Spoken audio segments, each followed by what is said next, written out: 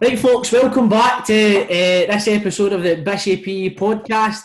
It feels a little bit weird that myself is doing the intro. Usually Mr. Irvin is here, but we've swapped him. We've managed to get Mr. Johnson back this week after the birth of his little baby girl, Callie Johnson.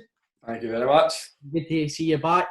We're also absolutely delighted to have an absolute goal machine, and that's no myself that I'm talking about. We'll be joined by Scotland Internationalist and Dundee United player Lawrence Shankland. Lawrence, thanks for joining us, mate. No worries at all, and congrats, Mr. Johnson, on the birth of your baby. Thank you very much, Lawrence. Thank you. Yeah, he's doing well with the presents, aren't you, Mr. Johnson? You see the balloons up in the background there? They're a fortune, by the way. An absolute fortune. We're also joined by active school captain and current S6 pupil Jamie McLeod. Jamie, how you doing, pal? Not bad, you? Aye, not bad. So hopefully we'll just get going then. Is that all right? Yep, let's go for it. So Lawrence, first question is obviously from me. We obviously want to start talking about your school career. So how did you find school? What was it like?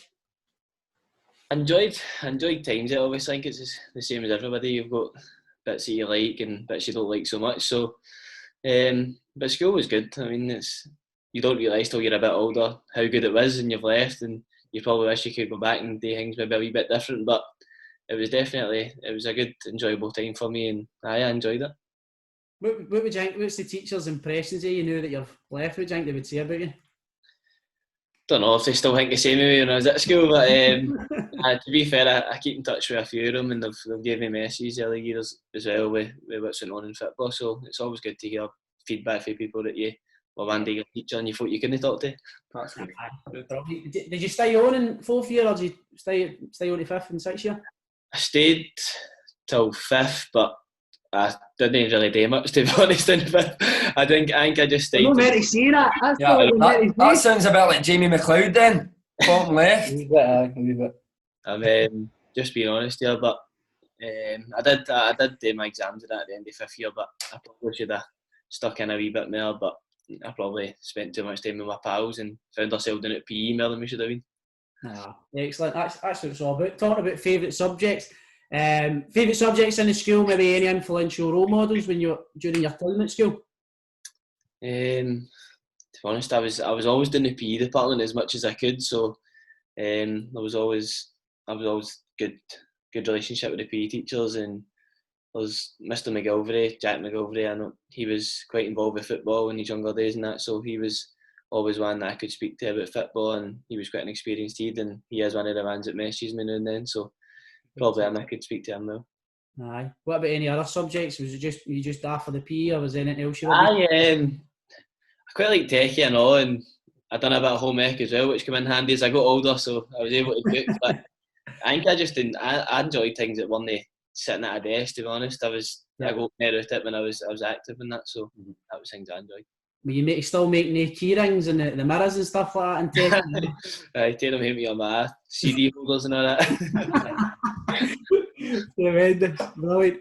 Mr. Johnson, you've got the next question. Lawrence, can you just tell us a wee bit about your route into football then? How did it all start? I started at Baillieston Juniors, a boys' club. I only played there for a few months, and then Hearts Scout was at one of my games, so I ended up going and training with them. It was like a Thursday night thing they done, so started off there. I done that for about 6 months to a year, I think, and then I ended up through the academy just as I was turning 8. So for reality, I was 12, turning 13. I was through in Edinburgh 3 nights a week in their academy, and then I left there. We got released, and I left there and I went to Rangers for a bit, just about 10 months, 11 months. And while I was there, they had too many players at the time, so they were sending me to Queen's Park as well. So that's when I kind of got involved with them, and I went, and that's where I was playing my games. I was training with Rangers through the week and then playing games for Queen's Park and training there. So it was the best of both worlds, really. It was like a loan deal, really. I was getting out of base, so it was good to be involved there. And then eventually I cut ties with Rangers, and that's where I just started at Queen's Park when I was 14, and then stayed there until I ended up in the first team. And do you think that helped then, going down there and maybe getting a wee bit more game time and learning the trade? Because I don't think I was going to play much at at Rangers at the time, they obviously had their boys, but they were kids, I was only 13, so they just didn't really get too caught up in, and the opportunity to go and play football regularly was at Queen's Park, and I enjoyed it, really enjoyed going there, and there was a few boys that I ended up getting close with at that age, so it was good, it felt comfortable, and that's where I wanted to go. They do seem to have a good wee youth set up down there at Queen's Park. The wee facilities at Lesser Handon and all that look pretty good for that standard. They are now, but they've improved tenfold even when I was there. It was only maybe 7-8 years ago, and the building, the pavilion that they've got now is great, and pitch is class and that. So obviously they've went full time with the first team in that now as well. So they're really kicking on, and hopefully we can see them up in the top league soon. Yeah, absolutely. There used to be a couple of porta cabins, when it was a few porta cabins at the back of the goals. The wee building up at the top, with 2 changing rooms in it, and then there was just 2 porta cabins behind the goal. But now they've got the full big facility, gym and all that, so it is looking really good. How did you? I take it you were training obviously with Queen's Park at night, and then where did the point come where you mentioned there that you left at 5th year? Was that because you got a contract with them? When I was in 5th year, I started breaking in with the reserves and that, and then I ended up making my debut at the last game of that season. When I was 16, I made my debut there, so that was just as I was leaving school, and then I knew I was going to be part-time, so I'd kind of made my mind up I was just going to get a job and try the football at night as well. So Queen's Park ended up getting me into McAlpine factory out in Hillington. So I went there and I worked there for about 4 or 5 months. It was like in August to December, January. And then I decided that I wanted to try and go full time at the end of that season because there was a bit of interest. So I ended up leaving that work, and to be honest, I just saved up all money that I worked for and kept in my bank so that I could have a few months training as much as I could to make sure I was a wee bit ready to go and play full time. Aye, excellent. Jamie, I think you've got the next question, pal. Yeah, well, you just answered my question there, but do you think that job helps you in your career by any chance? Aye, you obviously still a kid in terms of football at that age, you know what I mean? And obviously in a workplace as well, you go and learn skills and you're mixing with adults every day, so it's just taking you into a completely different environment and a wee bit out of your comfort zone, going for interviews and all that. It's an experience you need to learn, and I feel like going and working in a workplace, in all honesty, it wasn't something I seen myself doing long term, and I thought to myself that I kind of made my mind up that I wanted to go and try and pursue a career in full-time football, and that's where my focus went for there. Excellent. Brilliant. Jamie, I think you've got the next answer. Moving on to your I do. What's your professional career journey been like so far? It's good to know, I'll say that. Plenty ups and downs on the way. Obviously, started out, my first full-time team was Aberdeen. I signed up there when I left Queen's Park, and was up there I was signed with them for about 4 years, but I only spent about 18 months in Aberdeen. The rest of the time I was out on loan and getting game time elsewhere, and eventually it just came to an end. I didn't see myself doing well there. The manager thought I should just move on and try my luck elsewhere, and kind of found myself out the game for a wee while, and then thankfully enough I ended up at Ayr United. They took a chance on me and I kind of repaid their faith. I worked out for both of us. We won League One. They were in League One at the time. We won that, and then got promoted. Went to the Championship. We finished 4th that season as well. Got playoffs, and nobody seen us doing that either. So, and then eventually I got the move to United. So it's been plenty of ups and downs on the way, but thoroughly enjoyable, to be honest. Was it difficult moving up to Aberdeen? Was it very different being a Baillieston boy? Now, when I look back on it, it was probably harder than I thought. I mean, there was things in terms of trying to be a football player and you're gone and stay in your cell and a flat yourself, and the things you need to do now in terms of nutrition and all that, like things like that. I never had that. I mean, when I was younger, I'd just eat whatever was easiest to cook. Took 15 minutes. I mean, so I wasn't really giving myself the best chance. Now, when I look back on it, but it's been a learning curve for me, and I've took a lot away for that, and it's probably helped me out now that it didn't work out at that time. You want to see Mr. McHugh's diet? Honest, it's absolutely shocking. There's a difference. He plays with Dundee United. And I play with Baillieston Juniors, man. That's probably the reason. The way you talk, you're probably just as gifted. It's just this nutrition that's holding you back. I used to go watch it with my cousin played for them years ago. Aye. I used to go watch it last time. What a side, man. It's like the Bernabeu of East End, man. Mr. Johnson, I think you'll get the next one. Yep, so you've played with some excellent footballers across your career. Is there any that stand out in particular? Who would you say is the best? From Aberdeen times, like the year I was involved with the first team was like the year that they were the second best team in Scotland. You know what I mean? So that squad, like there's a picture of the day I made my debut, and when you look through the full team, I only found it a few months ago, and I was a bit like, actually done no bad to even be involved in that team. You know what I mean? So. Like say Ryan Jack, Kenny McLean, Johnny Hayes, or them. I mean, they all moved on to the bigger things. So, and then obviously recently I've been involved with the Scotland squad. So then it's a whole different ballgame again. You've got McTominay's, McGinn, Callum McGregor, like all of them really. To be honest, like, you can't really pick any of them out. They're all just top quality players. Everybody, all the interviews I hear, everybody seems to say that McTominay's just different class in training. Is that the case? He was only on man camp with me in a few days, and she doing like boxes and that before training. His feet, like he's 6'3", absolute strapping, handsome guy, and his feet are unbelievable as well. So he's kind of got everything going for him, and he played for Man United, so he's doing all right. Definitely. Is there any who would you say then is the best player that you played against? You played against some big names as well. It was probably I played against Celtic when Van Dijk was there, but I only played like 15-20 minutes. But literally, I came on for 10 minutes and he'd played the full game, and he stepped out into midfield and I couldn't get anywhere near him. I was like, wow, I was fresh as well, and I was just like, this guy is another level of human being. You know what I mean? And then he's obviously went on to do what he's done. So. I'd probably say him in terms of Did he smell incredible? That's what everybody keeps saying. He smells absolutely. I don't know. I didn't get close enough. What was it like? Obviously, you're training on a weekly basis with United and then going to the Scotland setup. What was the difference? What was that kind of experience like? Nerve-wracking, to be honest. When I first went, I was a bit like, I was just the first day's training. That obviously you get to meet them the night before, and they're going to play with all these players that you're just used to watching on the telly. So even to be involved with them is class. And the first day, I was just thinking, please do not be miles off it. Like, you know yourself when you're not going to have a good day. But thankfully enough, we done like boxes and that, and my touch and that was decent. I was there. So then eventually I settled in and I done all right. But it kind of makes your job easier. You know what I mean? They're that good. You just take as less touches you can and get in the ball and let them do something. They're all quality. So. And they're all trying to help you as well. You know what I mean? It's when you get in, you see that level, it makes you want a bit merit. You know what I mean? To go and play at that consistently. So it is good, and as I said, makes it easier when you're passing to somebody you know is going to do something good with the ball. Was it MD that sort of kind of took you under their wing? No, really. They were all good, to be honest, because obviously it was my first camp, and there was a few boys that was their first camp as well. So I obviously got speaking to them, but.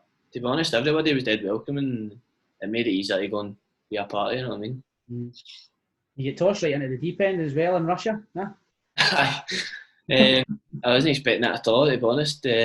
But McBurney had been sent home that week, and they hadn't brought another striker and all that. But obviously it was my first camp, so I wasn't really thinking getting there. I was just there to be a part of the training and join in and see how I done. But to be honest, I did do really well. I had a good few days training leading up to the Russia game, and then obviously we travelled there, and it was in Moscow and Luzhniki Stadium. That's where the World Cup final that was. And when I got there, and I was like, you could see it filling up, and that I was like, it'd be unbelievable to play here. You know what I mean? Like I was thinking, and then I was like, hopefully I get 5 minutes at the end if I need to waste time.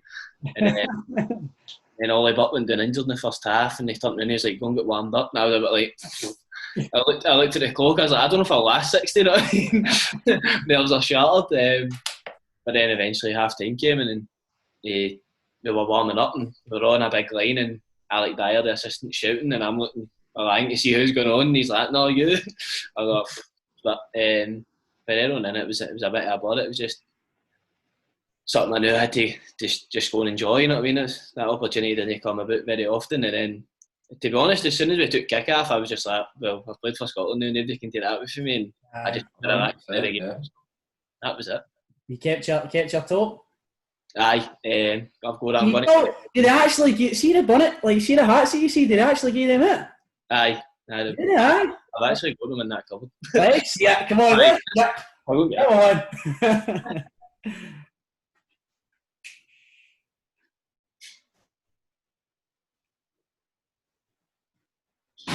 You came back with anything here, could they?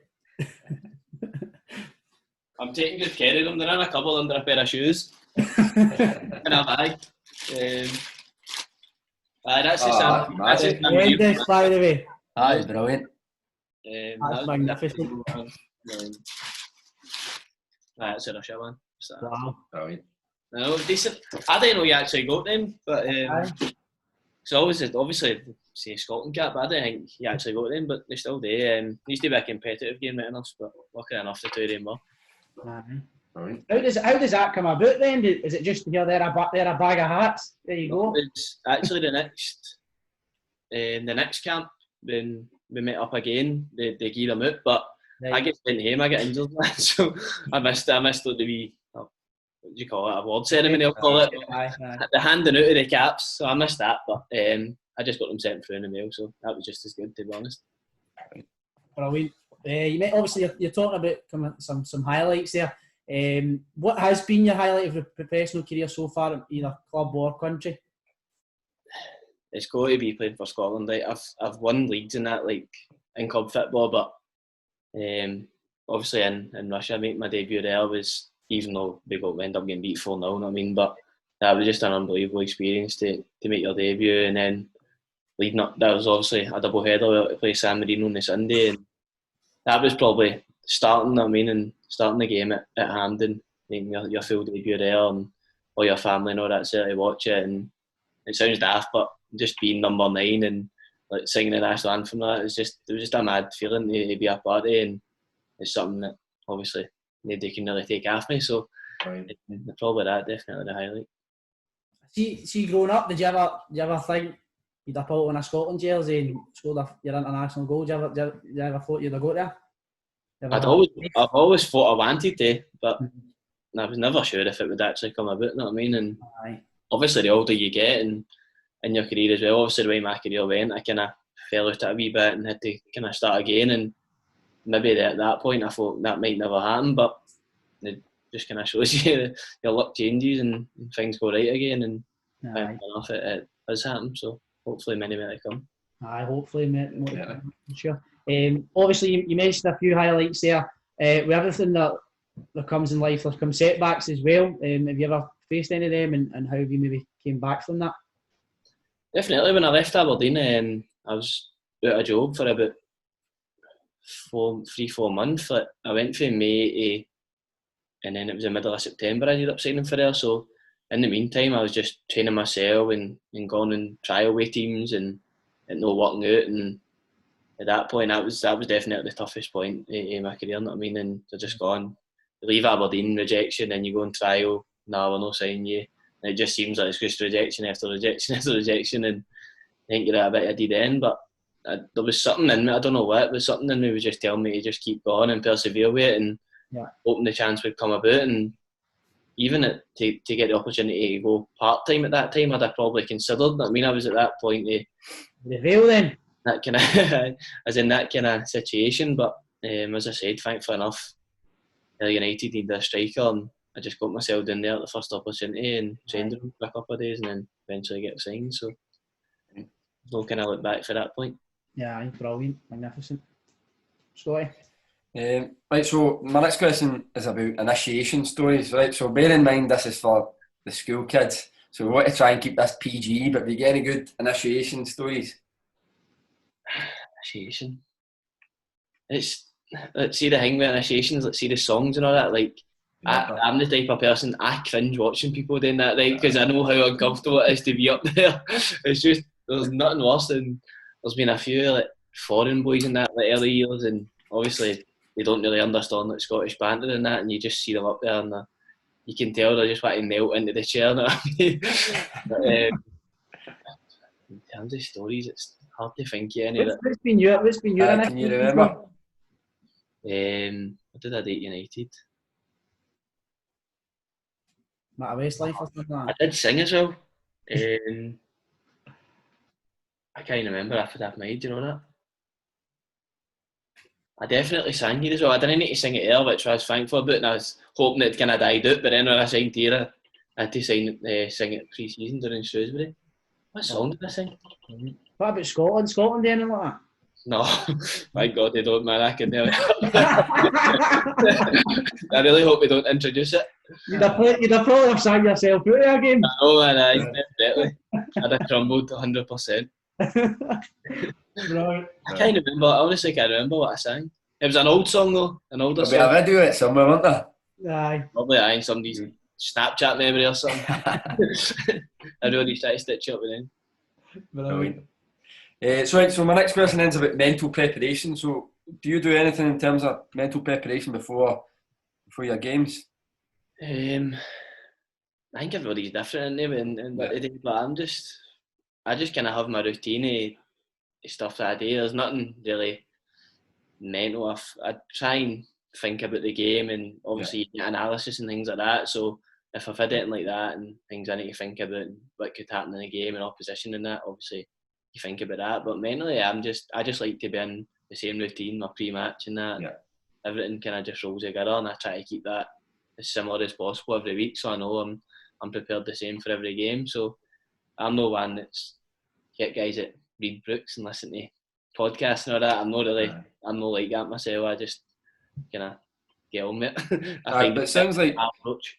what you're saying there. You do a wee bit of visualisation, basically. 'Cause that's something we talk to the kids quite a lot about in higher PE. Trying to visualise, obviously, what might happen in the game, and then you're a wee bit more I did prepared that, for to it. be fair. That's probably one part of it, like, in terms of, I said analysis, but that is one part. You try to kind of imagine situations that could come up, as you say, and mine's are all scoring goals. I'm not really interested in anything else, so just try to imagine scoring a goal every time. But I think that is beneficial, to be fair, because there is times in the game where before I have thought about it before and it has happened, you know what I mean? So I think it does help. What is it? What's your routine sort of like? Is it more like a superstition sort of No, thing? I'm not superstitious at all. No, I just try and go with the same kind of wake up time, breakfast, like as if you're in a hotel with a team and it's all kind of scheduled for you. Like I just try and keep to that, and I know around about what time's eating that, just so I know. What do you have for your breakfast? What's your breakfast before a game? Potatoes and sausage. Porridge, honey, and banana, and then for pre-match I'll just have like toast and eggs with beans or something like that. Pretty basic, but I've always been the same. So have you ever heard Jamie Vardy's pre-match? It's like 3 cans of Red Bull or something like that he has for a game, honestly. I can't let you start trying it, he's rapid. Should I start trying to maybe have got Van Dijk? I do. I'll go within 4 metre of him. Brilliant. Right, so the next question then. You've been part of an elite team both for club and country for a number of years now. From your own experiences, what do you feel makes teams successful? So what makes a successful team? I've won 2 league titles now, so night suit. Nah. It works. I think obviously you need to have quality within your squad, and that. I mean that's one of the main things. You need to have quality, but I think it's just believing. Obviously, your manager will have ideas of things the ways he wants to go about things, and you as players, you'll have your ideas of the ways you want to do things. So I think it's just believing in what you're trying to do. You know what I mean, if you get sidetracked and you start thinking or overthinking things when it's gone bad and that, I think you just need to remember what the focus is and what you're aiming for. And if everybody's on the same mindset, then it's not hard to lose focus on what you're doing. I mean, if everybody's thinking the same. So probably the togetherness and belief and just having that, especially for us last year. Like United had been in the league for like 4 years, and I think the years they'd struggled like with players and different signings, and I think it was just the mentality of being here. Like people don't realise this is a big club. You know what I mean? Like I didn't realise as much till I came, and there's a lot of expectations. So I can understand now why people could struggle. You know what I mean, mentally. But last year we just had a real good togetherness, as I said, as a team, and in squad, and we knew what job we were going to go and do, and thankfully it obviously ended in circumstances that nobody would have wanted, but we got ourselves in a right good position to start with. So do you do quite a lot outside of football together then? You're saying you're quite close. Like maybe as a squad, a small group. To be honest, like I said nights out there as a joke, but we don't really, it wasn't many nights out. We had a few like dinners and stuff for like players and the missus and that, and I think that's important that everybody's just together that way, and that helped. That did help, you know what I mean? And obviously after training that, you get the boys that we go for coffee a few days and do things like that, so we're lucky enough to train in St Andrews, so it's ideal. We just hang about there all day. Not bad for a Baillieston for you, coffees in St Andrews. A quid cheaper, quid dearer up here, sorry. So we do things like that, but it is important that everybody's got a good team spirit and the boys do get on, and I would encourage obviously people to do stuff outside football as well, so it does help. See at the moment, Lawrence, like, is it, like obviously there's been a big emphasis on the professional game after the events of the last couple of weeks. Is it a case that you're just going to training just now and then straight home to the house? The new, it's the protocols, like the COVID and the testing and all that it's a huge expense for the club and all that, you know what I mean? So you can't really afford to take the chance, and well, we're getting tested twice a week, which is costing obviously people a lot of money to do that for us, and it's, to be honest, it's a small, I think you can like go for dinner with your immediate family, you know what I mean? Or it's that way the protocols are alright. It's no, I just when I advise going to Spain maybe or the half or whatever. Things like that, isn't it? But it is a bit stricter. I mean, you need to watch what you're doing in terms of going for coffees and that's kind of off the table. You just stay head home and you stay time with your family. But hopefully it's not for much longer and they can get back about business soon. But it's only a small price to pay, to be honest, if it keeps the football going on it. Exactly. Fingers crossed for that. Jamie, I think you've got another question, pal. Yeah, have you got any advice for young footballers trying to make it? That's Villa Clyde footballers as well, by the way. You never know when your chance comes up in it, but it's so stereotypical, but it is genuinely just hard work and attitude.